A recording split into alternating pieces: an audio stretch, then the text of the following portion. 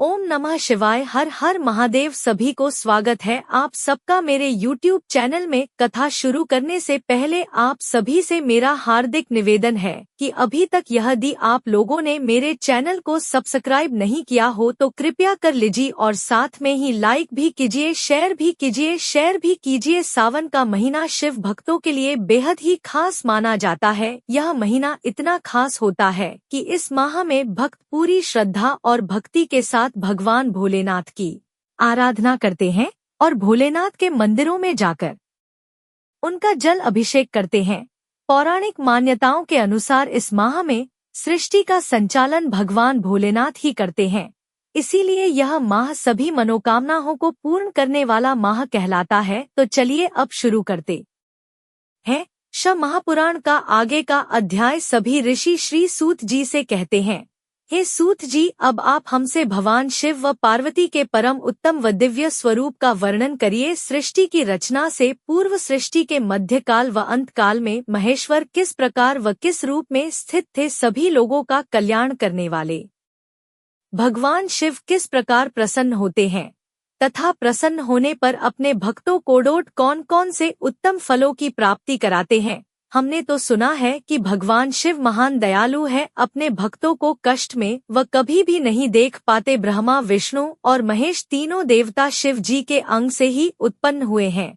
आप हम सभी पर अपनी कृपा करें और हमें शिव जी के प्रकट होने, देवी उमा की उत्पत्ति, शिव उमा विवाह, गृहस्थ धर्म एवं शिव जी के अनंत चरित्रों का वर्णन सुनाइए। सूत जी कहते हैं, हे ऋषियों, आप लोगों के प्रश्न पतित पावनी श्री गंगा जी के समान है। यह सुनने वालों, कहने वालों और पूछने वालों, इन तीनों को पवित्र करने वाले हैं। आपकी इस कथा को सुनने की आंतरिक इच्छा है, इसीलिए आप धन्यवाद के पात्र हैं। हे ब्राह्मणों, भगवान शंकर का रूप साधु, राजसी और तामसी तीनों प्रकृति के मनुष्यों को सदा आनंद प्रदान करने वाला होता है। वह मनुष्य जिनके मन में कोई भी तृष्णा नहीं है ऐसे महात्मा पुरुष भगवान शिव के गुणों का ध्यान करते हैं, क्योंकि शिव की भक्ति मन और कानों को प्रिय लगने वाली और संपूर्ण मनोरथ को देने वाली होती है। हे ऋषियों, मैं आपके प्रश्नों के अनुसार ही शिव के चरित्रों का वर्णन करता हूँ, आप उसे आदर पूर्वक श्रवण करें। आपके प्रश्नों के अनुसार ही नारद जी ने अपने पिता ब्रह्मा जी से यही प्रश्न किया था। तब ब्रह्मा जी ने प्रसन्न होकर उन्हें भी शिव चरित्र सुनाया था। उसी संवाद को मैं अब आप सभी को सुनाता हूँ, क्योंकि उस संवाद में भव सागर से मुक्त कराने वाले गौरेश की अनेकों आश्चर्यमय लीलाएं शामिल है। सूत जी आगे बोले, हे ऋषियों, एक समय की बात है, ब्रह्मापुत्र नारद जी हिमालय पर्वत की एक गुफा में बहुत दिनों से तपस्या कर रहे थे। उन्होंने नतापूर्वक समाधि लगाई थी और तप कर रहे थे। उनके उग्र तप का समाचार पाकर देवराज इंद्र कांप उठे। उन्होंने सोचा कि नारद मुनि मेरे स्वर्ग लोक के राज्य को छीनना चाहते हैं। यह ख्याल आते ही इंद्र ने उनकी तपस्या में विघ्न डालने की कोशिश की। उन्होंने कामदेव को बुलाया और उनसे कहा, है कामदेव, तुम मेरे परम मित्र एवं हितेश हो। नारद हिमाचल पर्वत की गुफा में बैठकर तपस्या कर रहे हैं, कहीं ऐसा ना हो कि वह वरदान में ब्रह्मा जी से मेरा स्वर्ग का राज्य ही मांग बैठे। आता तुम वहां जाकर उनका तप भंग करो। यह आज्ञा पाकर कामदेव बसंत को साथ ले बड़े गर्व से उस स्थान पर पहुंच गए और अपनी सारी कलाएं रच डाली। कामदेव और बसंत के बहुत प्रयत्न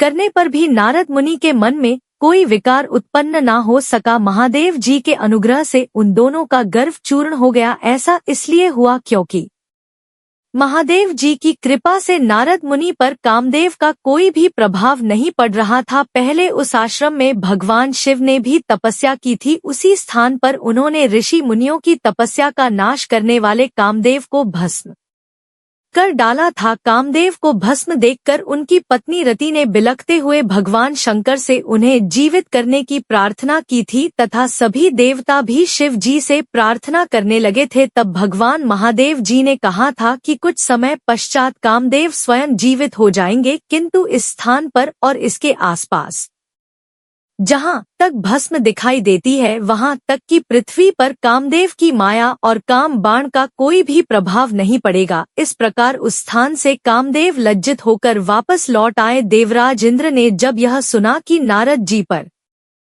कामदेव का कोई प्रभाव नहीं पड़ सका तो उन्होंने नारद जी की खूब प्रशंसा की। भगवान शिव की माया के कारण वह भूल गए थे कि शिवजी के शाप के कारण उस स्थान पर कामदेव की माया नहीं जलेगी। नारद जी भगवान शिव की कृपा से बहुत समय तक तपस्या करते रहे। अपने तप को पूर्ण हुआ समझकर नारद जी उठे तो उन्हें कामदेव पर विजय प्राप्त करने का ध्यान आया। तब उन्हें मन ही मन इस बात का घमंड हुआ कि उन्होंने कामदेव पर विजय प्राप्त कर ली है। इस प्रकार अभिमान से उनका ज्ञान नष्ट हो गया और वह यह समझ नहीं सके कि कामदेव के पराजित होने में भगवान शंकर की ही माया थी। तब वह अपने काम विजय की कथा सुनाने के लिए शीघ्र ही कैलाश पर्वत पर जा पहुँचे और भगवान शिव को नमस्कार करके अपनी तपस्या की सफलता का समाचार तथा कामदेव पर विजय प्राप्त करने का समाचार सब कुछ कह सुनाया। यह सुनकर महादेव जी ने नारद की प्रशंसा करते हुए कहा, है नारद आप परम धन्य है, परंतु मेरी एक बात सदैव याद रखना कि यह समाचार किसी अन्य देवता को मत सुनाना, विशेषकर भगवान विष्णु से तो इसकी बात कभी भी भूल कर भी ना करना। यह वृतांत सबसे छिपा कर रखने योग्य है। तुम मेरे प्रिय हो, इसीलिए मैं तुम्हें यह आज्ञा देता हूँ कि यह बात किसी के साथ सामने प्रकट मत करना। परंतु वह तो शिव की माया से मोहित हो चुके थे, इसीलिए उनकी दी हुई शिक्षा को ध्यान में न रखते हुए वह ब्रह्मा लोक चले गए। वहां ब्रह्मा जी कोड़ोट नमस्कार कर बोले, मैंने अपने तपोबल से कामदेव को जीत लिया। यह सुनकर ब्रह्मा जी ने भगवान शिव के चरणों का चिंतन करके सारा कारण जान लिया तथा अपने पुत्र नारद को यह सब किसी और से कहने के लिए भी मना किया।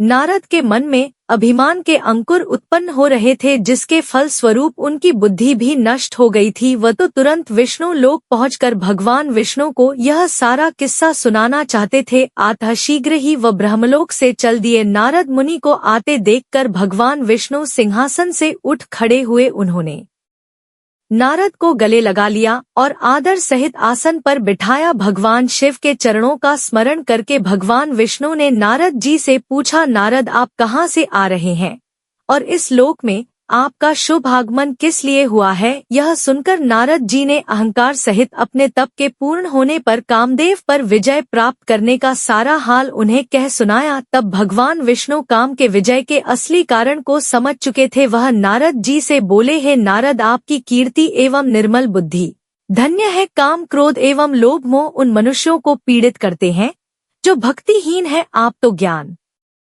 वैराग्य से युक्त एवं ब्रह्मचारी है, फिर भला यह काम आपका क्या बिगाड़ सकता है? देवर्षि नारद बोले, हे भगवान यह सब आपकी कृपा का ही फल है। आपकी कृपा के आगे कामदेव का भी कोई सामर्थ्य नहीं कि वह मेरा कुछ बिगाड़ सके। मैं तो सदा ही निर्भय हूँ।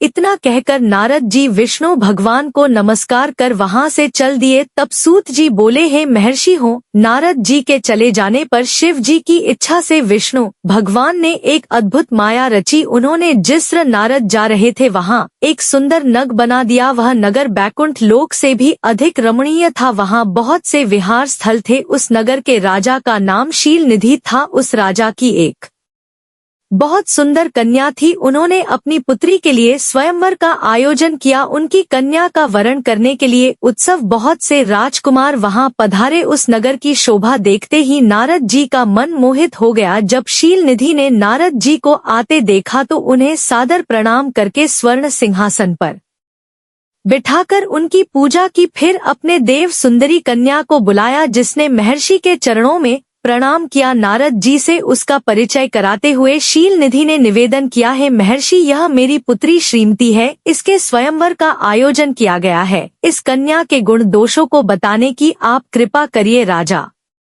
के ऐसे वचन सुनकर नारद जी बोले, हे राजन आपकी कन्या साक्षात लक्ष्मी है। इसका भावी पति भगवान शिव के समान वैभवशाली, त्रिलोक जय वीर तथा कामदेव को भी जीतने वाला होगा। ऐसा कहकर नारद मुनि वहां से चल दिए। शिव की माया के कारण वह काम के वशीभूत हो सोचने लगे कि राजकुमारी को आखिर कैसे प्राप्त किया जाए। स्वयंवर में आए सुंदर एवं वैभवशाली राजाओं को छोड़कर भला वह मेरा वरण कैसे करेंगी। फिर वह सोचने लगे कि नारियों को सौंदर्य बहुत प्रिय होता है। सौंदर्य को देखते ही श्रीमती मेरा वरण कर लेगी। ऐसा विचार कर नारद जी फिर विष्णु लोक में जा पहुँचे और उन्हें राजा शील निधि की कन्या के स्वयंवर के बारे में बताया तथा उस कन्या के साथ विवाह करने की इच्छा व्यक्त की। उन्होंने भगवान विष्णु से प्रार्थना की कि वह अपना रूप उन्हें प्रदान करें ताकि श्रीमती उन्हें ही वर्ण कर ले। सूत जी कहते हैं, हे महर्षि हो, नारद मुनि की ऐसी बात सुनकर भगवान मधुसूदन हंस पड़े और भगवान शंकर के प्रभाव का अनुभव करके उन्होंने इस प्रकार उत्तर दिया। भगवान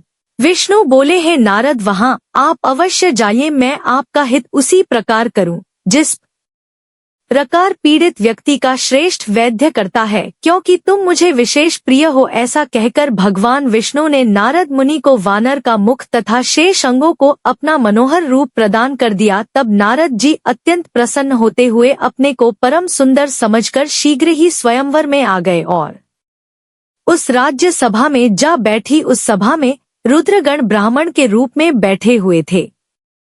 नारद जी का वानर रूप केवल कन्या और रुद्र गणों को ही दिखाई दे रहा था, बाकी सबको नारद जी का वास्तविक रूप ही दिख रहा था। नारद मन ही मन प्रसन्न होते हुए श्रीमती की प्रतीक्षा करने लगी। है ऋषियों, वह कन्या हाथ में जयमाला लिए अपने सखियों के साथ स्वयंवर में आई। उसके हाथों में सोने की सुंदर माला थी। वह शुभ लक्षणा राजकुमारी के समान अपूर्व शोभा पा रही थी। नारद मुनि का भगवान विष्णु जैसा शरीर और वानर जैसा मुख देख वह कुपित हो गई और उनकी ओर से दृष्टि हटाकर मनवांछित वर की तलाश में आगे चली गई। सभा में अपने मनपसंद वर को ना पाकर वह उदास हो गई और उसने किसी के भी गले में वरमाला नहीं डाली। तभी भगवान विष्णु राजा की वेशभूषा धारण कर वहां आ पहुंचे। विष्णु जी को देखते ही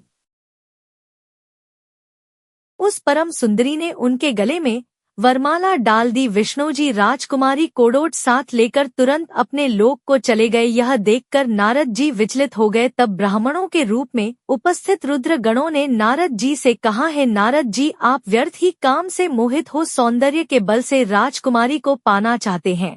पहले जरा अपना वानर के समान मुख तो देख लीजिए। तब सूत जी कहते हैं, यह वचन सुनकर नारद जी को बड़ा आश्चर्य हुआ। उन्होंने दर्पण में अपना मुख देखा। उनका मुख वानर के समान दिखाई दे रहा था, जिसे देखकर वह अत्यंत क्रोधित हो उठे तथा दोनों रुद्र गणों को शाप देते हुए बोले, तुमने एक ब्राह्मण का मजाक उड़ाया है, अतः तुम ब्राह्मण कुल में पैदा होकर भी राक्षस बन जाओगे। यह सुनकर शिव गण कुछ नहीं बोले, बल्कि इसे भगवान शिव की इच्छा मानते हुए उदासीन भाव से अपने स्थान को चले गए और भगवान शिव की स्तुति करने लगे। आज की कथा यही संपूर्ण होती है। आप सभी से मेरा निवेदन है कि कथा को पूरी अवश्य ही सुने और यदि कथा अच्छी लगे या मेरी कथाओं में कोई त्रुटि हो, कोई गलती हो तो कृपया मुझे कमेंट करके जरूर बताएं। हर हर महादेव, क्योंकि शिव की कथा तो अनंत है, उनकी कथा का कोई पार नहीं पाया है। मैं तो बस एक छोटी सी कोशिश कर रही हूँ